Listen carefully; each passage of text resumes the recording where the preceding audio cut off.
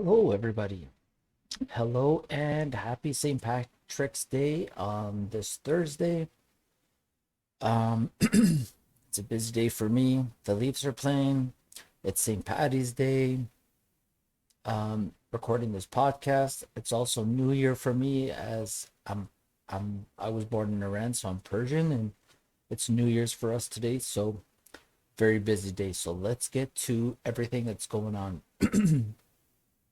First of all, I want to start by saying or giving Eric Chalgren a huge shout out. He's not the answer long term. He's not the best goalie the Leafs have, but he's a guy in the organization that stepped up at a time when the scrutiny was at its highest, the pressure was at its highest. The Leafs needed something to steady the ship, and in comes this kid from the Marlies. He's Swedish. He's 6'3". He's a butterfly goaltender, and he looked good. Now, I don't know if anybody's noticed this, but when Joseph Wall came up earlier this season, he looked good in net, and I think people are glossing over the fact that these two goalies, Joseph Wall and Eric Chalgren, are two big butterfly goalies. This is not, you cannot understate this fact enough. Eric Chalgren is 6'3" and he's a butterfly goaltender. Joseph Wall is not a small goalie. He's a big butterfly goalie. And the fact that they just get into position, they're square to the shots, and they make the saves, they looked good. You know, you'd be hard pressed to go and look for a small goalie that has had elite success. Now, Jonathan Quick is probably the first name that pops into my head. Dominic Hasek is another one. But there's only two of those guys in the history of the NHL. There's not many small goalies in this new era of hockey that can get it done in net. And, Jonathan Quick is not putting up the numbers anymore anyways, because hockey has changed. The scoring in general is up across the league. And when you look at the top 10 goalies in the NHL, whether it's Freddie Anderson, Vasilevsky, Markstrom, Demko, UC Saros, Jeremy Swayman, Allmark in Boston, like, these are all big butterfly goaltenders, and you have to be big and you have to be square and you got to make the shot hit you. These Campbell and first of all, Marazzic is the type of goalie who's never had a goalie coach in his entire life. This guy pretty much didn't have a goalie coach until he was 17, 18 years old. And then he came into the NHL. I mean, he went to the AHL first. And he won an AHL championship. And then, he came to the NHL and he had so much success that he never bothered changing anything. Peter Marazzic is the kind of guy who doesn't play two games the same. He doesn't save two exact shots the same way. He's the kind of guy who likes to come way out of his crease, challenge shots. If the defense isn't fully aware and doesn't take away all the options, he's going to get himself into trouble because he's overplaying the shots. And there's no way you can play that style of game and have any sort of consistency. And then you have Jack Campbell, who is a Jonathan Quick wannabe. He's a small goalie. He's a hybrid stand-up. He doesn't play the butterfly traditional. And he's small. If you're small and you try to be this hybrid goalie, I don't see much success. The fact that Jack Campbell hasn't had success until he was 30 years old, and he's only had success in the last 60 games. 60 games is not a lot. He's played, 60 some odd games as a Leaf. That's not enough of a sample size to say this guy's a number one goalie. And in fact, if you watch, shows like Overdrive on TSN and you hear Jamie McLennan, the goalie guru, talk about goaltending, he'll tell you Marazzic and Campbell are not number one goalies. They are strong tandem goalies, which means if you have Jack Campbell, you have to go out and get someone equal or better to him. And if you have Marazzic, you need to go out and get someone equal or better to him. And they both need to be playing well at the same time for the team to have success. And this is what happens with tandem goalies. When you have two mediocre goalies and they both hit the skids at the same time, this is what you get. So I'm just thankful that the Leafs are going through these issues now so they can figure out their goaltending and they don't sign Jack Campbell to this horrible 5-year, $5 million a year contract and just flush $25 million down the drain and the next 5 years of their contention window. Leafs have to go out and get a big butterfly goalie. If Jeremy Swayman continues to impress in Boston, then Allmark becomes available. He's a $5 million goalie. You know, I don't know if Carolina is going to be able to afford their two goalies. Maybe Antti Ranta becomes available. You know, there's a lot of different options. There's a lot of good goalies on bad teams. And, Varlamov may be available from the New York Islanders. Then you go out and get somebody who can, play a butterfly style consistently. And then the team just has to play that. When you had Freddie Anderson in net, the Leafs knew what they were getting every single game. Just like Carolina knows what they're getting every single game. And shout out to this kid. He just comes in, big butterfly goaltender. He comes in relief for Marazzic the other game, gets the Leafs a point, and then he puts a shutout. All because he's just square to the puck. Yes, there's some rebounds and, you got to scramble for them. But at the end of the day, the big butterfly goaltender can transition to the NHL better because the butterfly goalie's game is way more consistent. You're able to reproduce it game after game. The way Campbell and Marazzic play, they don't play any sort of traditional goaltending. They don't play two pucks the same. They don't make, two saves the same. And they don't play two games the same. So that's why you see goals from weird angles. You see goals from the point. You see deflections go in. You see rebounds because they don't do anything the same way twice. Sometimes they hug the post, sometimes they go down on one knee, sometimes they go down on two knees, and there's holes all over because they're small goalies too. When you're a small goalie, it becomes harder to hug the post and cover up all the holes. But when you're a big butterfly goaltender, it's easier to cover up these holes.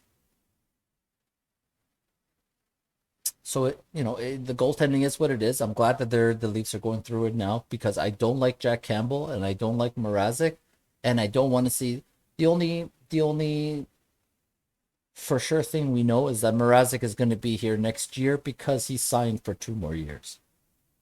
So if the Leafs go out and get a good goaltender, then Marazzic is the backup. It is what it is. If they can move his contract, they'll move his contract and move on a goaltender. But at the end of the day, I'm thankful for what's going on right now because I don't want to see either one of these guys in net long term for the Leafs, and it looks like it's not going to happen, which I'm happy for.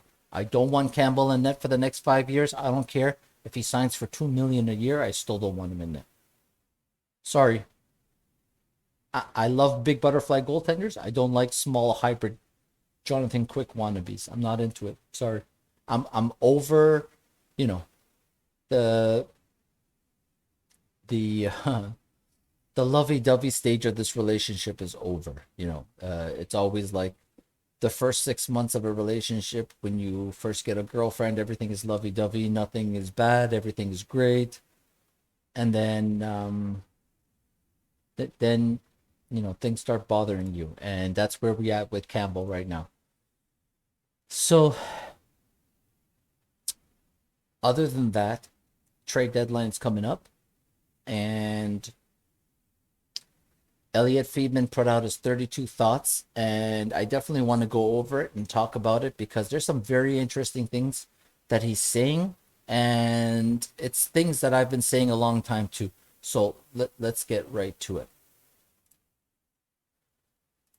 Over here, we could see number 3, he's talking about teams looking for a left shot defender: Boston, Carolina, Los Angeles, Rangers, St. Louis, and Toronto. And, based on the information that's out there, it looks like Toronto GM Kyle Dubas continues to indicate that he does not want to trade top prospects for rentals, which would make total sense. You don't want to trade top prospects for rentals, guys you can't afford next year and that are going to walk away. And he doesn't want to move the team's first round draft choice for the third time in 4 years. Now, I've seen the prices for Josh Manson and Ben Sherratt. I would never pay those prices for those guys. Those guys are not difference makers. They are depth defensemen right now. Josh Manson is a good defenseman, but the problem is he's got injury problems, and Ben Sherratt is not good enough to play in your top 4. So at the end of the day, paying the amount of assets that these teams are paying is stupid. I would never be happy with the Leafs paying the prices for these kind of defensemen that are not going to move the needle in Toronto.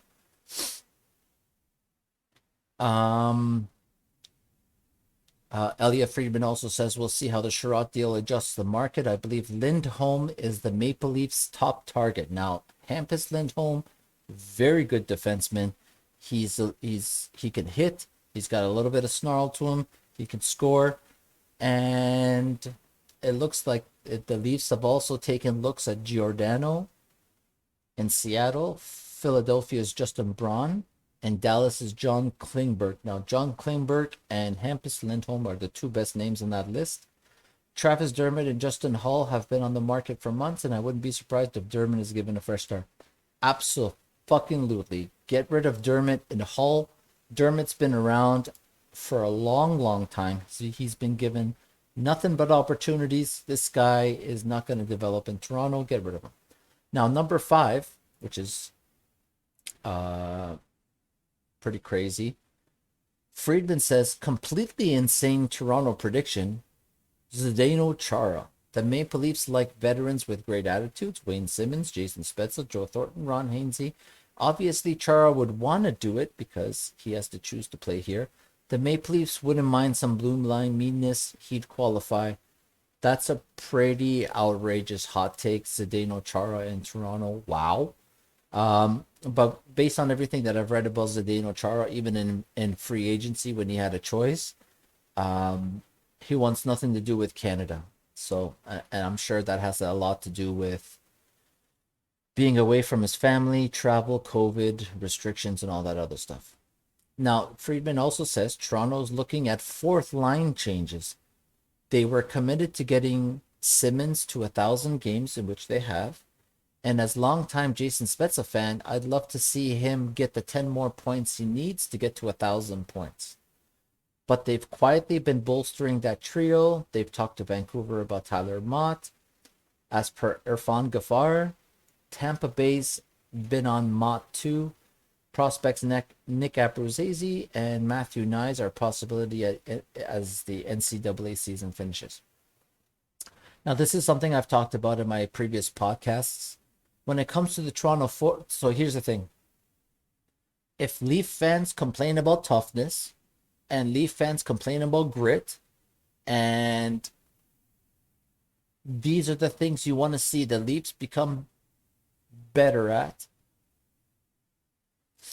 you cannot have a 4th line with Nick Robertson, Kerfoot, or Spezza, or Engvall.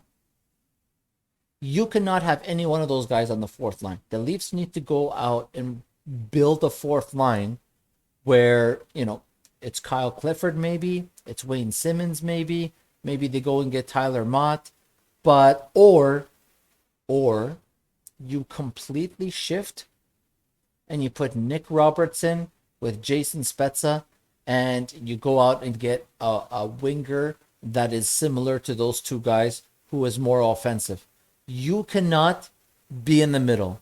You can't put Clifford and Simmons with Spezza. It makes no sense. The Leafs have to get off the, like, they either have to shit or get off the pot. If you want a fourth line, if you want to be gritty, if you want to add toughness, you need to rebuild the fourth line in that image. I'm sorry, I love Jason Spezza, I love Wayne Simmons, but these are two guys. So here's the thing. I love Sheldon Keefe, but his head was way up his ass in Buffalo or versus Buffalo at the outdoor game. When it's towards the end of the game, it's 5-2. There's maybe 90 seconds left in the game. And guess what? Matthews is out there. Why? I don't know. If you're going to put Matthews out there to get points and goals and try to go for an MVP, put Simmons out there. Put Kyle Clifford out there. Put someone tough next to him in case somebody takes a run at him, which somebody did take a run at him, and then Michael Bunting has to jump in. That is not something you want. There's no reason Matthews has to be out there. His coach needs to protect him better. But if you're going to put him out there, then put Simmons out there. There's no point in having Wayne Simmons on the team if he's going to play 8 minutes or less on the fourth line with Jason Spezza. Those two things are like oil and water, Jason Spezza and Wayne Simmons. It's a waste of 8 minutes. It's a waste of a line. They're not going to produce offense. So it's either you get tough or you get offensive. You one or the other. You can't play it both ways. You know, I'm sorry to say that, you know, maybe Wayne Simmons or Jason Spezza or both have to come out of the lineup for the Leafs to come up with the perfect fourth line. But at the end of the day, you either shit or get off the pot. It's either you're tough or you're offense. There's no point in putting Jason Spezza with Wayne Simmons. It makes no sense. Kyle Dubas looks like an idiot, and the coach looks stupid for the way he plays them. If you're going to put Matthews out there to try to get an empty net goal or something, put someone like Simmons out there in case he gets run. This way, Simmons can actually do his job. If Simmons is not going to be put in situations like that to protect his teammates, then why is he on the team? Why is he getting paid $1.2 million? Go spend that money somewhere else. Doesn't make any sense. The Leafs actually started a game with Kerfoot and Spezza on the fourth line. Why the hell is Simmons there? You're clearly going for offense. Why hinder the offense with putting Simmons there? Doesn't make any sense. The fourth line, you have to choose offense or toughness. You can't put Simmons and Spezza together. It doesn't make any sense going into the playoffs. If you want to dump and chase and tire people out and do all these things, then you need to get Jason Spezza off the fourth line. You know, I love everything Jason Spezza brings to this team. His leadership, his contributions on the second power play are valuable. But him on the fourth line doesn't make any sense. We obviously know what the Leafs lack, and why aren't they tougher? Then rebuild the fourth line. And apparently it looks like the Leafs are looking into it. I like the fact that they're looking into bringing Nick Abruzzese and Matthew Nyes up to the NHL to play some games towards the end of the year, because the Leafs aren't playing for a playoff spot. They're guaranteed the playoffs.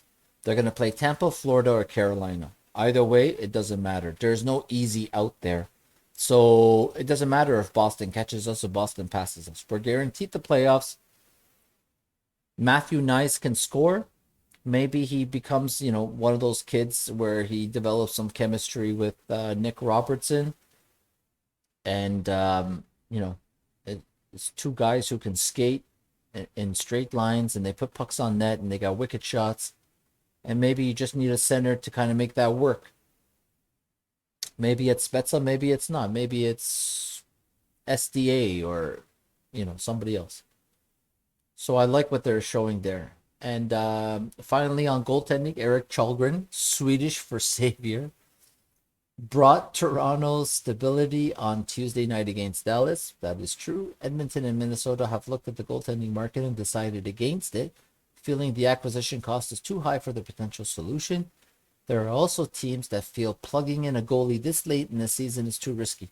Yes, so a couple of goalies have actually commented on this. Former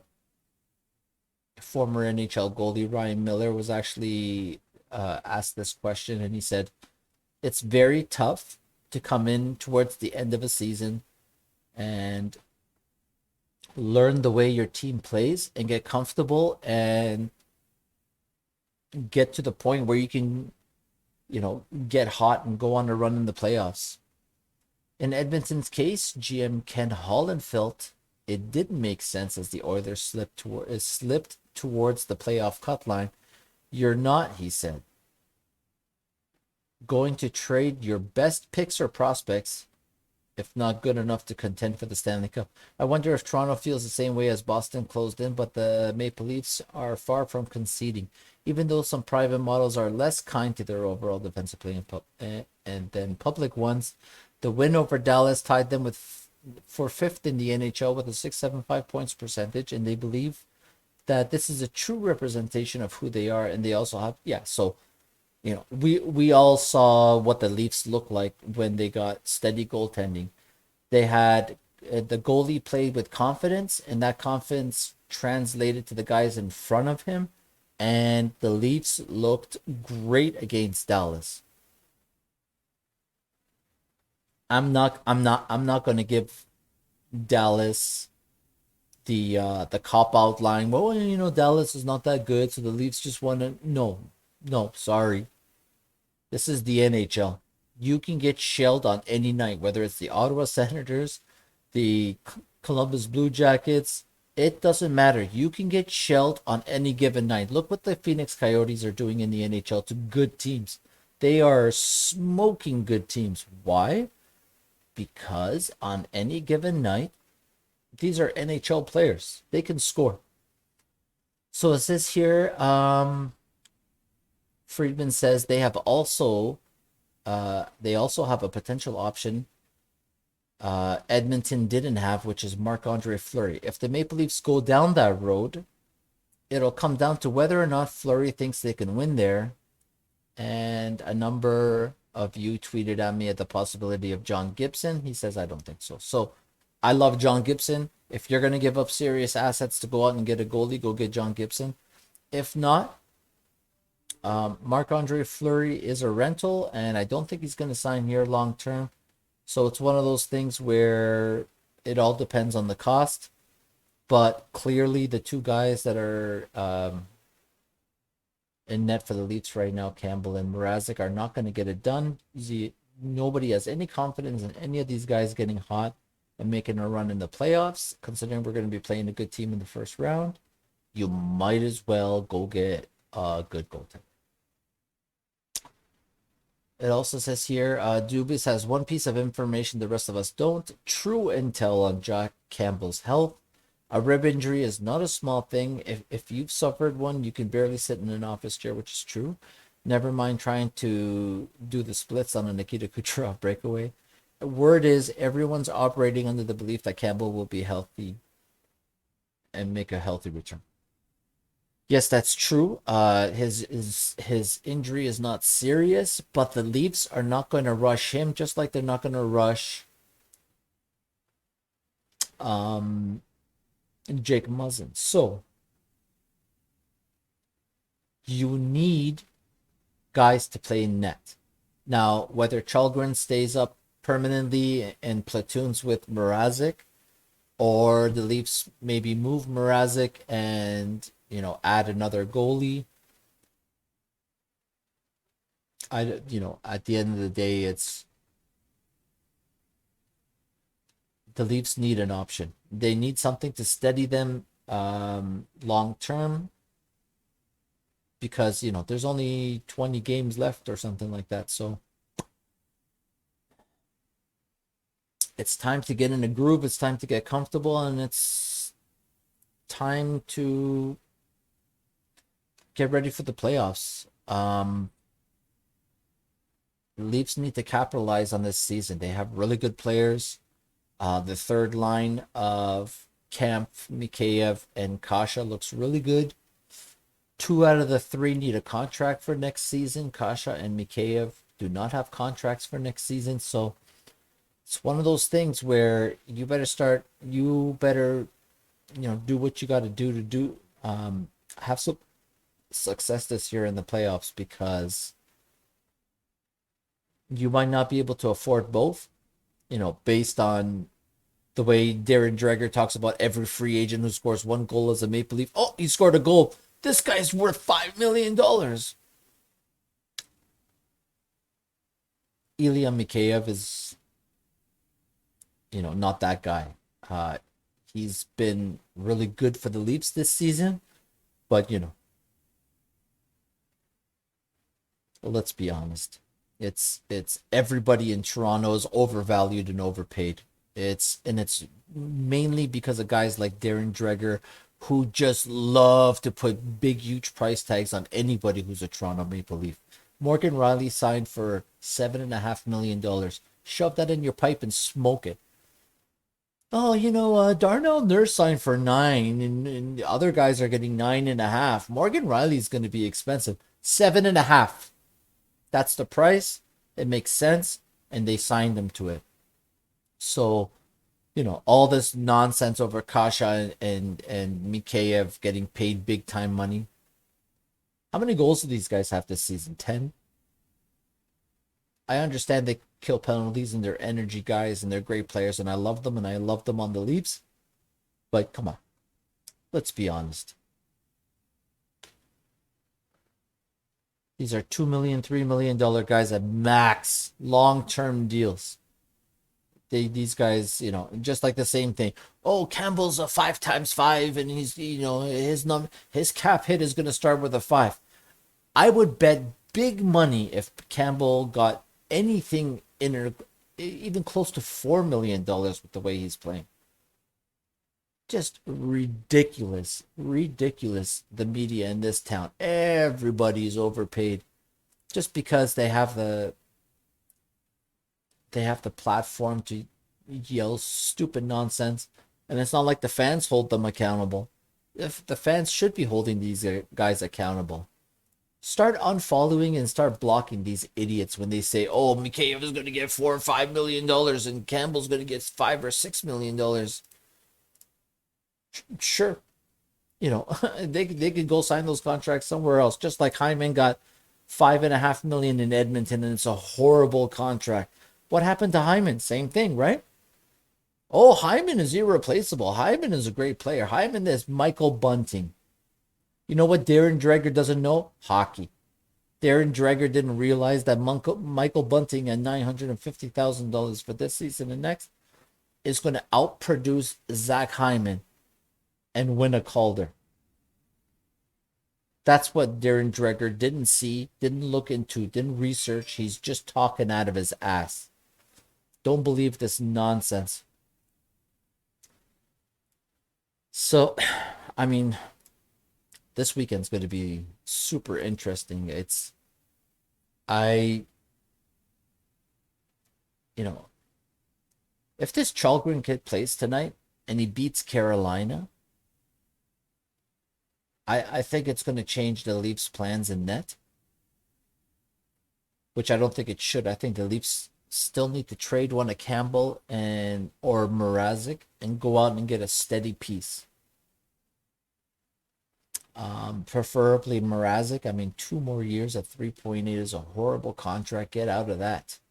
That's a Nick Ritchie situation right there. We'll see what happens. This weekend's going to be super exciting. I mean, I'm going to be here.